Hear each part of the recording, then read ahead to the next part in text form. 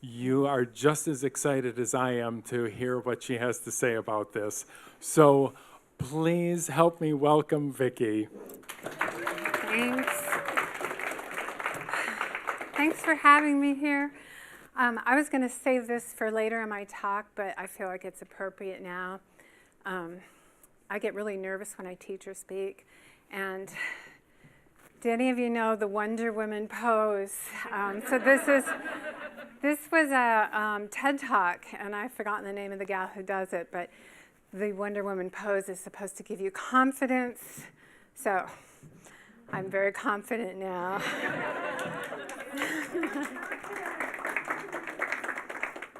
So over the past 20 years, I've been weaving with silk, and I've been weaving with this insect for the past 15 years, or working with this insect. I live in the mountains of western North Carolina. It's a temperate rainforest. These mountains are home to over 10,000 species and me. I live in downtown Penland, North Carolina. It's a stone's throw from Penland School of Craft, if y'all are familiar with that. I live alongside the North Toe River. It's home to hellbenders, trout, bass, blue herons, bald eagles, hawks, ravens, and it welcomes visitors from all over the world. This is a footbridge that used to cross the North Toe, and it led directly to where I live now. At the time, it was the only way to cross the river to get to town and to the train depot. So I live here in this beautiful forest, and I'm mentioning where I live just so you'll have a better understanding of what I make and why I make it. This is my studio. On my best days, I spend half my time in my studio and half the time in the woods. Often those lines are blurred just because of the amount that I collect outdoors that comes indoors.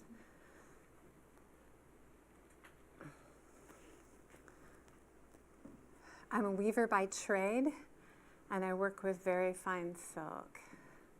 I took a class from Tukaka Ukai from Habu, which y'all might be familiar with. And this class was just on how to handle really fine yarn. It was predominantly with silk. Prior to this, I studied with Catherine Ellis. I was with her for 2.5 years studying weaving and design. I wove scarves, blankets, placemats, and the like, but for me, weaving these utilitarian things just didn't move me. It wasn't what I was meant to make. One of the most important things that I learned from Catherine was to be proud of what you make and to make what you love. So I love working with silk on a small scale. I love collecting remnants of nature and hearing the clatter of the loom. So my challenge was to combine all of these. So my special equipment is a really small shuttle. I have it in the back if y'all want to look at it later on. A magnifying glass that my husband says is the size of a manhole cover.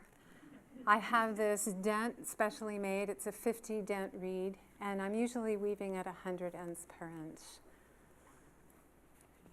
So when I'm looking through my manhole cover, the rest of the world goes away. It's calming, meditative, and my hope is that that calmness translates to the viewer. I was once asked about my work being tedious, and I had to look up the definition of tedious, and it means slow, dull, and boring. My work is very slow, but I don't find it dull or boring. So when I first started making this style of work, I was using plain weave. I thought that the size of the thread that I was using was too small to show any pattern, so this is why I started with plain weave.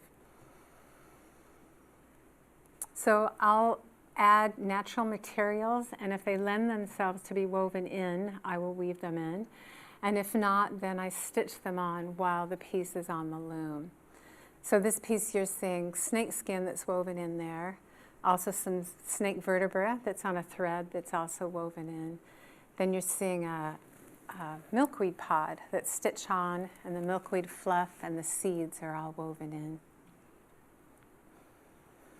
This piece is done with horsehair, And then after it's off the loom, I manipulate it with pierced iron nails. With what, Vicki? Iron nails. So I'm kind of folding it and pinching that cloth. And I'm trying to use the characteristics of any natural objects to enhance the piece. So here you're seeing some spacing showing kind of an untamed warp there where the tiny maple seeds are kind of just caught in that fray. These are called hitchhikers. These burrs, their method of disbursement is to cling on to a passerby. And that's what it did to this piece. Like I said, I usually stitch onto pieces, but this I didn't need to stitch. They just clung right there. Once again, using that characteristic of the natural objects. So, which leads me to this piece. And I have taken this out of the slideshow and put it in a couple of times. So right now it's in the slideshow, so I'm going to talk about it. It's silk with burdock burrs, and once again using those burrs to shape and manipulate the cloth. So when my husband and I visit DC, we stay with a friend/collector. And in one of her well-lit hallways, on the left side of the hallway, are about 10 Salvador Dali images. And on the right side are about 10 of my pieces. Now, I'm feeling pretty sassy about this, right? Until I see my husband coming out of the bathroom and he's laughing. So if you look close, this piece is about 4.5 inches wide, looks exactly like toilet paper. It's hanging just above her toilet. So just when you're cozying up to Salvador Dali, you find that your artwork looks like used toilet paper. So these pieces are done with cyanotype. They're a little nerve-wracking to do because I weave the entire piece and then add the cyanotype chemicals, and then I use a negative on top of that. And I cross my fingers that the chemistry and the sunlight makes it produce something that I want. Usually it works out. I did eventually start weaving patterns. Mostly I'm using lace weaves. I also use what I call antique text. This is my husband's work. His name's Daniel Essig. He's a bookbinder and sculptor, and he also uses that antique text. The piece on the left is part of a 200-year-old book that he has cut and then rebound. And I bring up his work because this is what I've found on his studio floor, which lends itself very well to being woven into work. And when I talk about it being antique, I just mean that it was printed before the 1850s, and that's when we went from rag paper, or paper that was beat up and clothes that were beat up and made into paper, and we started using wood pulp paper. So if I were to weave with pieces of a book from today, it would just disintegrate under the weaving. So that older paper holds up to the process. I love the fact that it was old clothing. It's beat up. I'm stripping that paper back and weaving it back into cloth. I love the language from back then, but I also need to really be careful because a lot of it is unkind and inappropriate. This is the collaboration we did. It's called The Typist. So one of the reasons I married Dan was that he taught me to see. He taught me to see the small and the great, the similar and the unique. He turned me into a collector of nature. This is made with antique text and also handmade paper. I studied paper making and a little book binding. So when I was studying making paper, I learned about kozo paper. This is paper made from the inner bark of a mulberry tree. And out of this paper, I learned to make what's called kami-ito, which is a traditional Japanese handmade thread. So I'm taking that kozo paper and stripping it into 2mm strips.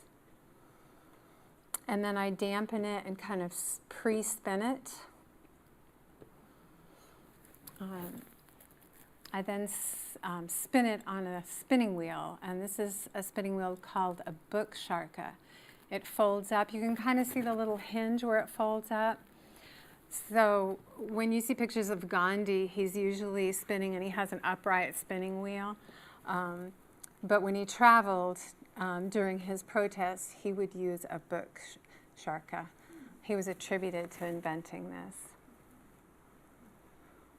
There's some cloth made of the kami-ito and silk. And just a couple more pieces here, using it and incorporating some of nature into these pieces.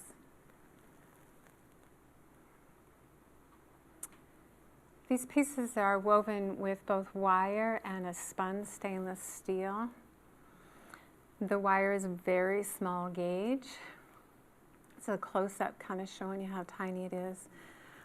It's small enough that it acts like a thread. It does have a memory, so it's a little difficult to work with. And I've used stainless steel, brass, copper, and sterling silver. This bottom piece is woven with brass and horsehair, and it has the sycamore balls inside of it. And the top piece has a steel frame. And the book that you see hanging there is actually the antique text that is woven into the silk to give it a book-like appearance. And since we're here at a library, I'd like to say that I do have several of my book pieces in special collections at university libraries throughout the U.S. And this is silk and mica and stainless steel. So I'm using silk in all of my pieces in the warp, or the part that runs up and down in the loom. And here I'm crossing that silk with stainless steel and the mica. And the mica is the darker part of that. This is a picture of the Carolina Mica Company, pre-1916. This building sat adjacent to that footbridge that I showed you earlier. I live in the Spruce Pine mining districts. It's a 250-mile area that at once was home to over 100 mica mines. And 100 years ago, it was also the largest producer of mica in the world. Indigenous people mined mica here over 2,000 years ago. And if you have a smartphone, you have a piece of quartz that was mined from the Spruce Pine district. So these folks are inside that building. They're sorting and grading the mica. And in 1916, a flood hit Penland. This building was destroyed along with the rest of downtown Penland. The only remaining building was the post office, and they literally tied the post office to the railroad tracks to keep it from washing away. This is Becky Davis. She's our longest serving postmaster in the United States. A year and a half ago, the North Toe flooded again. The post office remains, but this time it flooded, and Becky was up to her knees in water before she was rescued. The North Toe rose over 20 feet, and we received 21 inches of rain in less than 36 hours. There were 16 people in my neighborhood, and out of those 16, 3 homes went down the river. 1 home is destroyed by a fallen tree, and a studio was lost to a large landslide. Happy to say that Dan and I were pretty much untouched by it. This image shows what it looked like after the water left. And this picture I've showed you before, but I'm showing it again so you can see it's in the same place that this mud picture was, just to give you a sense. So we are mostly recovered now, and we have a sense of despair for sure. All right, so back to mica. All of these mica mines being there, you can imagine how rich in that mineral the ground is. The North Toe River, it sparkles and glitters. And when I'm out walking on the trails, I nearly have to wear sunglasses just to stop the reflection of the mica back from the trails. These are just some books made out of mica that I've made. I'm also the co-owner of Mica Gallery. It's an artist-owned and operated gallery in Bakersville, which is just a few minutes north of Penland. And both the patrons And my co-owners are part of my very supportive community. Also part of my community is Penland School of Craft. It originated as a weaving school in 1929 by Lucy Morgan. It attracts teachers, artists, students from all around the world. A lot of people never left, and a lot of us just returned and stayed. One of my classes that I taught at Penland is pictured here. This is where I was going to do my Wonder Woman pose, and I don't need to do it anymore because I'm feeling better. So when I spend my entire day moving tiny threads along with other tiny threads, and I'm questioning myself why I'm doing this, I have these communities to inspire me to continue and to realize why I chose this life.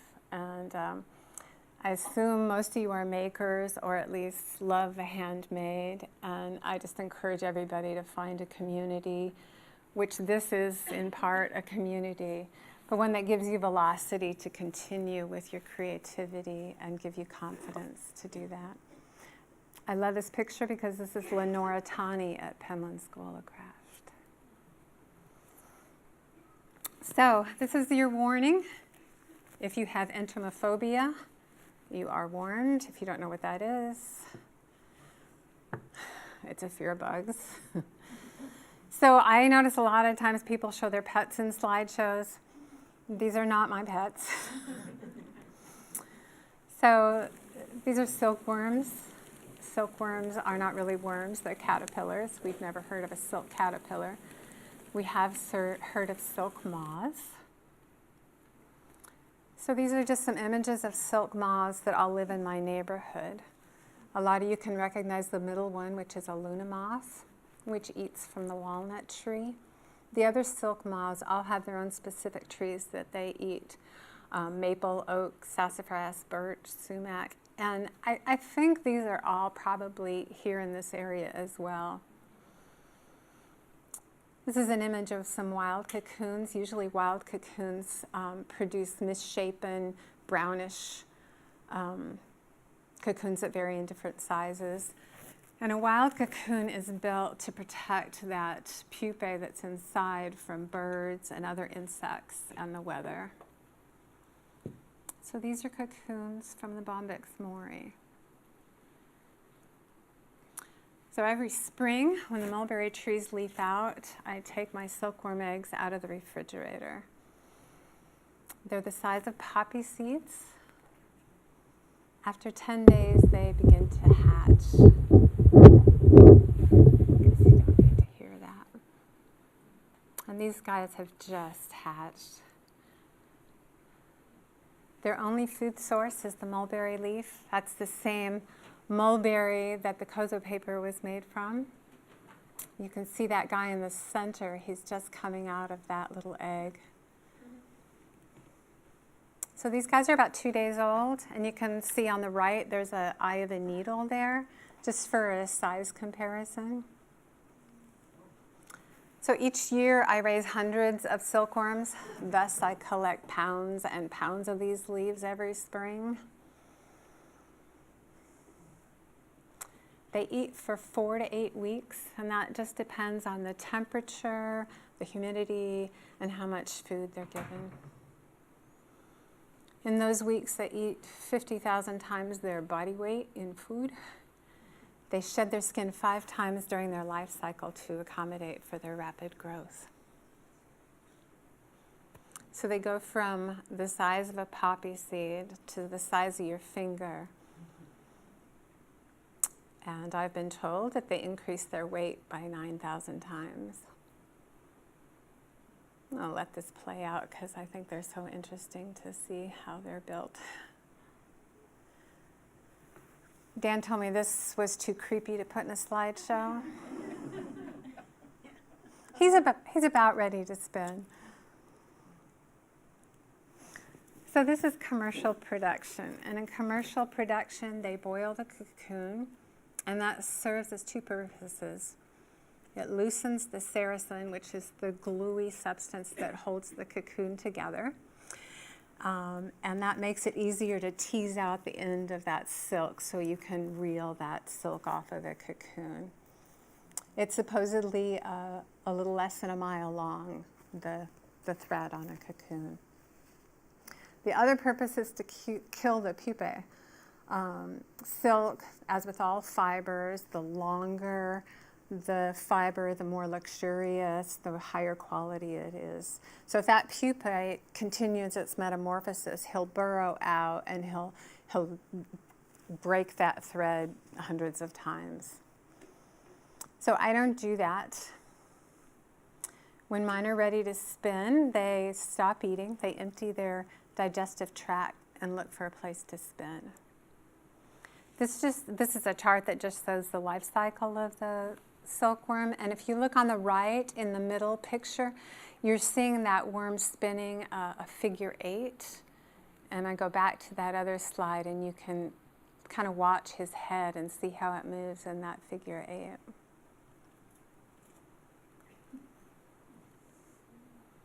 So the silk is comprised of 2 proteins, fibroin and sericin. As soon as they hit the air, those 2 proteins harden and dry. Most people assume that the silk comes from the back end. It actually comes out just below the mouth. In order to begin their cocoon, they need a nook or a corner to attach their silk. They need 2 perpendicular planes, a corner, to spin their spherical cocoon. I don't let them do that. The first time I did this, I used my wine glasses, so I'm turning all my wine glasses upside down. I'm putting the silkworm on that wine glass. So they all want to find that corner that they need, so they fall off of the wine glass. I pick them back up. They fall off. I pick them back up. And after wrangling them multiple times, they eventually start putting down their silk on top of that platform. Notice that they're spinning in that shape that I give them. So after they spun on the wine glasses, I had just nice round discs. This was the first larger piece that I did. And you can notice the yellow and the white. And those are just a color morph or a natural occurring variation that they've taken advantage of. I hear there's also a pink and a green. In industry, this goes away, and I'm not sure which process takes that color away, but since I'm not processing mine that way, that color remains. So this is a piece of spun silk cloth. It's about 20 feet long. I originally made it for the Hand Weavers Guild of America show. After that, I showed it in a couple galleries, and then what to do with this. So I could cut it up, make a dress out of it, but it was really, really hard to take scissors to this. So as I thought about it, a light bulb goes off, and I'm remembering they spin in whatever shape I give them. So I made a dress pattern, and I had them spin the pattern pieces. So these are just now some process images. So I have the pattern, I traced it onto this insulation board, and here I'm just cutting out those pattern pieces. This is pattern pieces for a dress.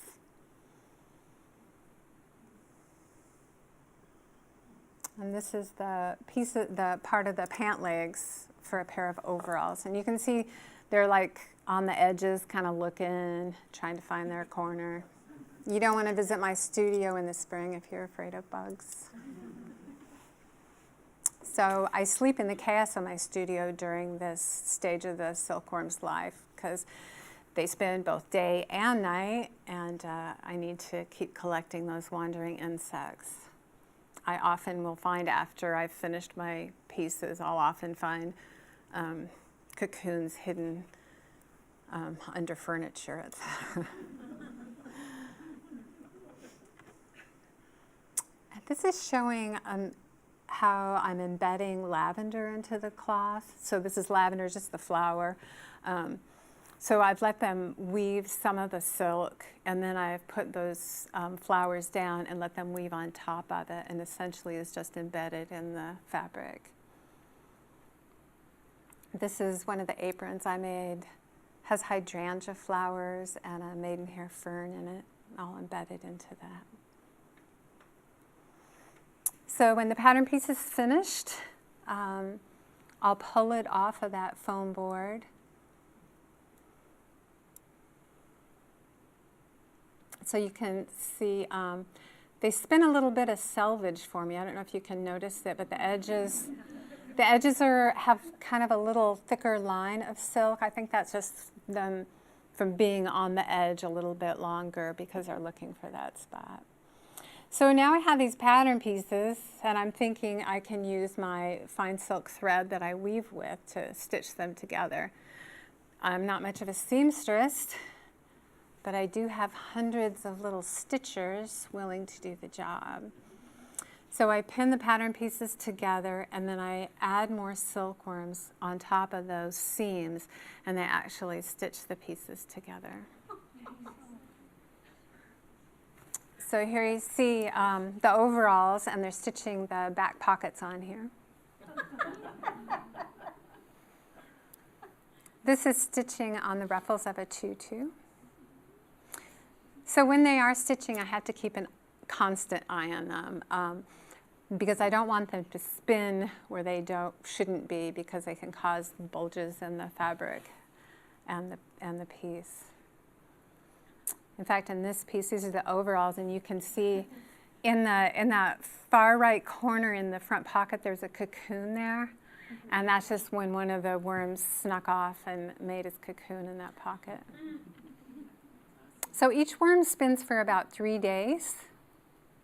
Not all of the worms start and stop at the same time.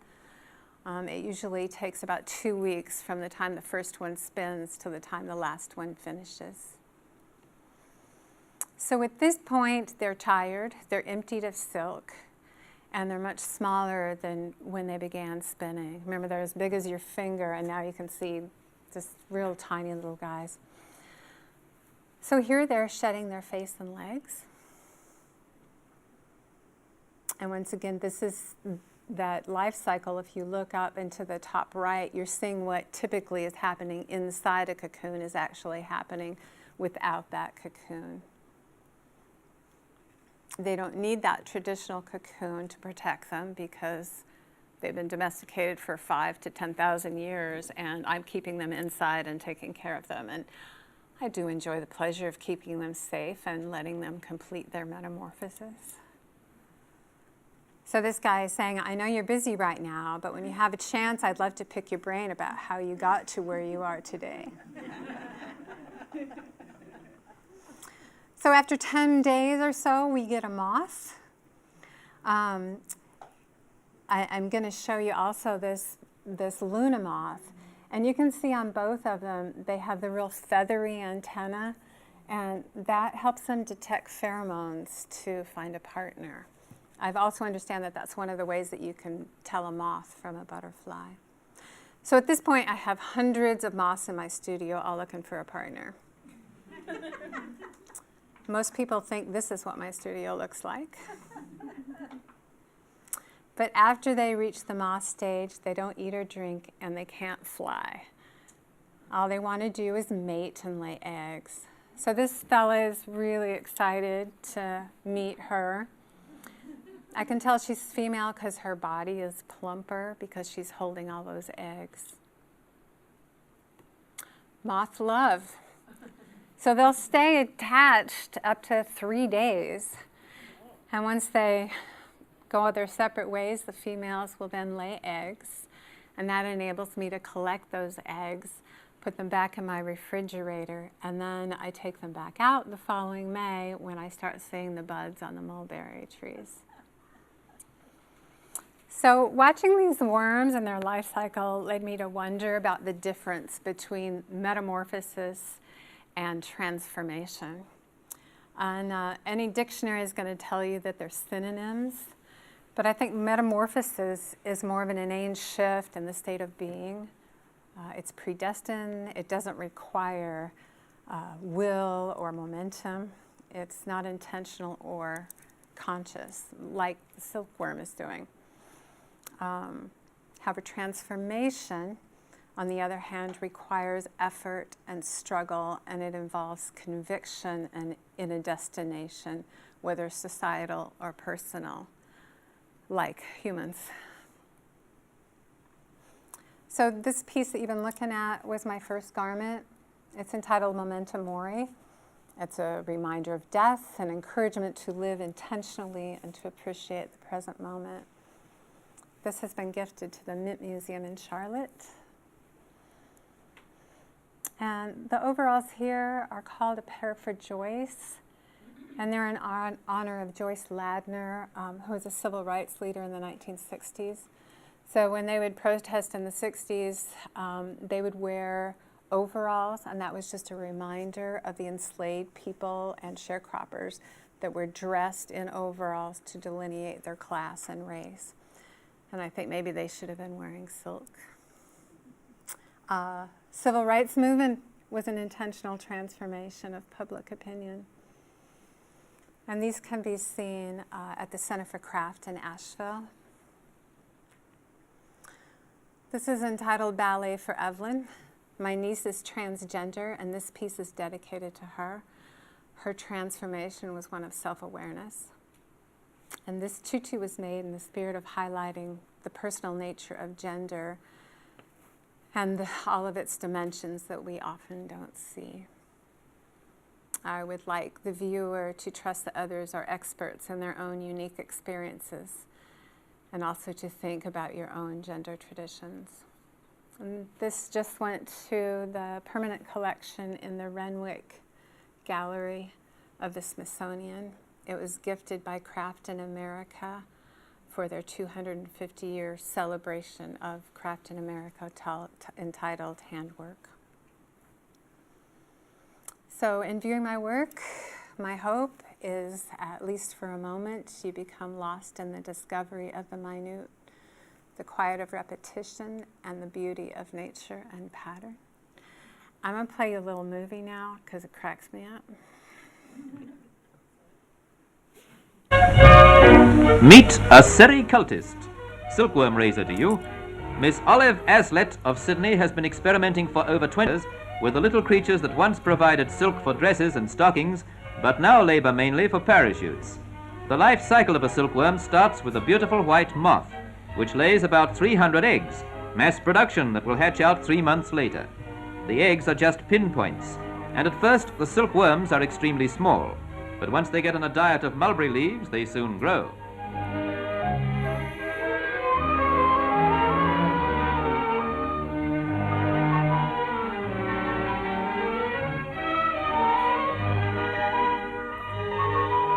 They are fully grown in 8 weeks, increasing in weight 9,000 times. If you watch, you can see the bloodstream pulsating through their greatly magnified bodies.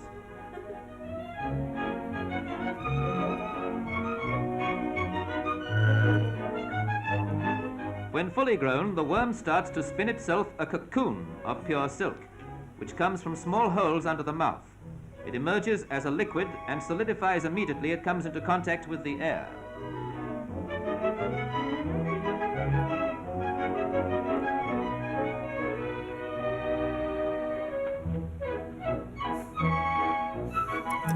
After they've finished spinning, they use the cocoon as a hibernation home. The completed cocoon is all silk, the strongest known material in the world for its weight. The spinning machine tests the strength of the silk. Water softens the sticky solution which binds the cocoon and makes the silk peel off more easily. From one cocoon comes 3/4 of a mile of silk. Now let's return to the life of the occupant. Inside, the worm has changed into a chrysalis, a brown grub, which lies dormant as it gradually alters to a moth. Its work as a silk spinner is done. Now its mission in life is to emerge to lay more eggs. That is nature's cycle. The moth has wings but cannot fly. It has eyes but it is blind, and will never see the beauty that is silk.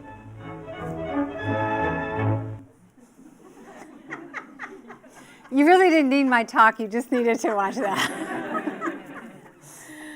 So if you find yourself in my community along the North Toe River, taking a class at Penland School, hunting for mica, posting a package with Becky, looking for 10,000 species or silk moss, I hope you also look for me.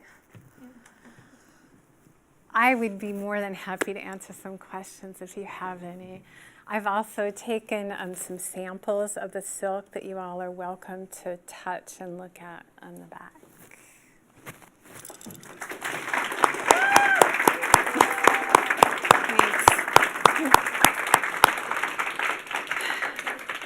And okay, lot of questions. Here you go. Okay. My question is about the mulberry trees. Do you Yes. ever worry that they're going to get decimated or not have enough leaves, or is that a concern? Yes, absolutely. So when I lived in Asheville, my neighborhood had many mulberry trees. I had some in my yard. When I moved up to Penland 8 years ago, we planted some mulberry trees. The deer came and wiped them out. And so we have like a little community board that I asked people, do you have any mulberry trees? And it was amazing how many people had mulberry trees. And I ended up exploring all these hollers in the community and meeting these people that I never would have met. So at this point in time, we just cleared a garden area that will be fenced to keep the deer away, and I plan on having a small orchard there. Yeah.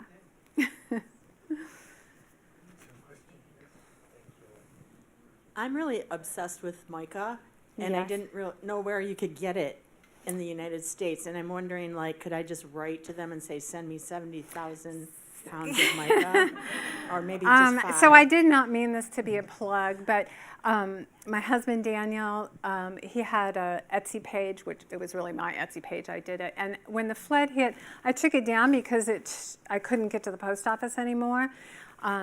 So if you want to email me, tell me you were here, and I can set you up with some mica. We have a big stash of it.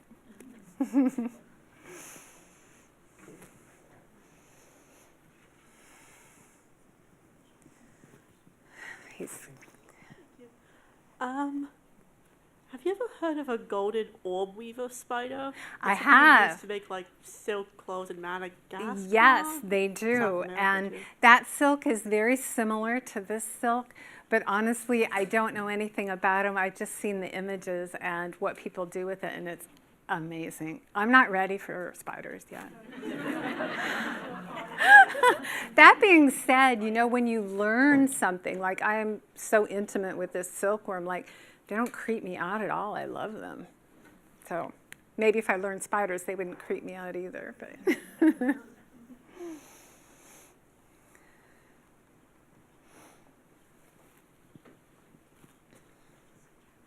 So there's this long period between when you're doing the garments that you're making and waiting for the next round of silkworms to Yes. start hatching and making silk.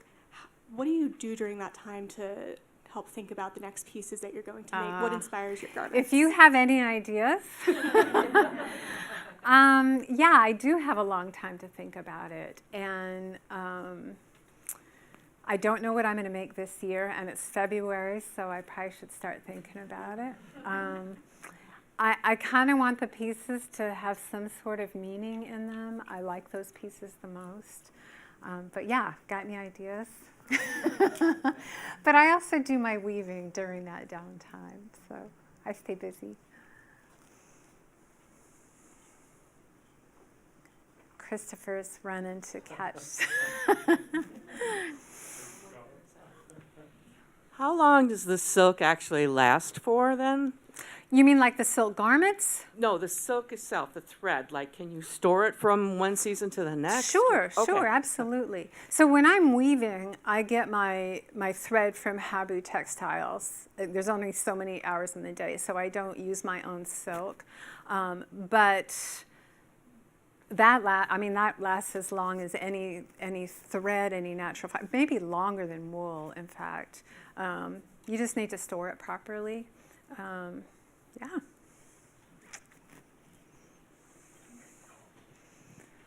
I do have a couple ideas. Yes? one idea is you could do a collaboration with your husband and do a silkworm sculpture I like that. I'm going to write it down. to show how much you like silkworms and how they help you. I got it. And what's the other one? Another idea is you could make something to represent the whole LGBTQ plus community. Well, that's what my tutu is for. But I could certainly do another one. I'm not opposed to it.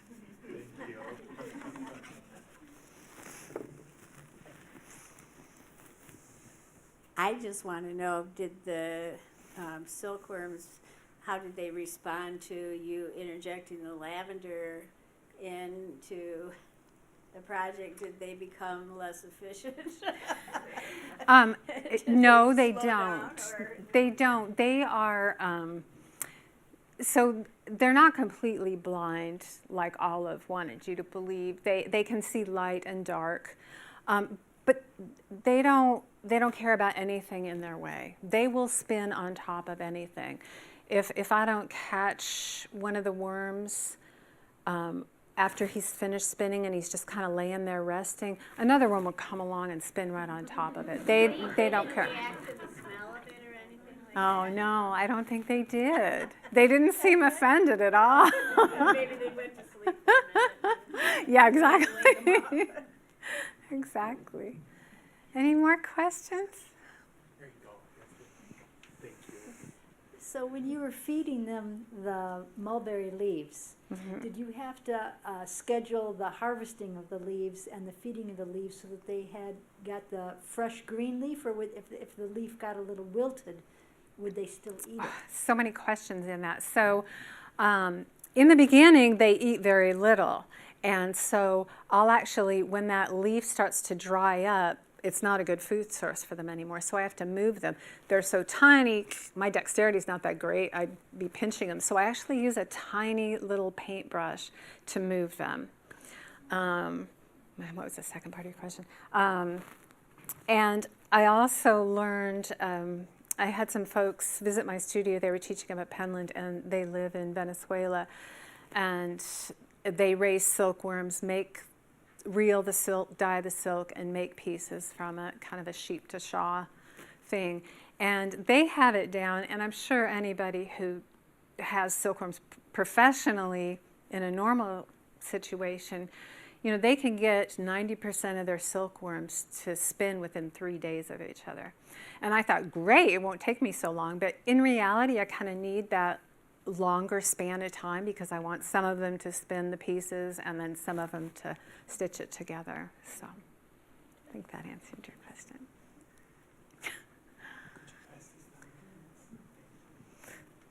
How many worms does it take to weave a garment? Usually it's probably about 500. I think that's about what I usually use. Sometimes it's a little less. Like the little aprons that I make, that takes less, so I'll try to do a couple of those. I really think it's difficult to count the eggs, so often I'll have extra eggs. I never have too few, but I often have extra, so I'll try to make some smaller pieces with that. So usually I'm thinking it's about 500. So, and how many garments do you make?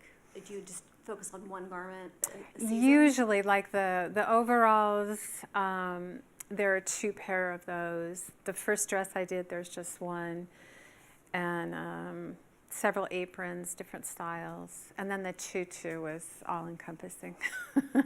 We've got time for just one last question. Here you go. Yep. Oh my, I hope this is a good one. I was wondering how you keep the worms from spinning the layer of the pocket. I mean, how do you keep them on the seams? I watch them constantly. They wander, I pick them up, put them on. They wander, pick them up. I mean, it's constant. I set up the table where they're doing that right next to my loom so I can do a little weaving and then look at them and put them where they need to go. But that's definitely the most labor intensive, that and collecting the mulberry leaves. Could we let this woman in the striped sweater ask a question? She's been raising her hand. Just one. I'm sorry. So I'm just super curious, during this whole process, what does it sound like and what does it smell like? Oh my God, what a great question. So, the sound, it sounds like rain. And it sounds, that comes from not only them eating the mulberries, but also those little feet kind of have suction cups on them. So when they walk and when they chew, it sounds like rain. The smell.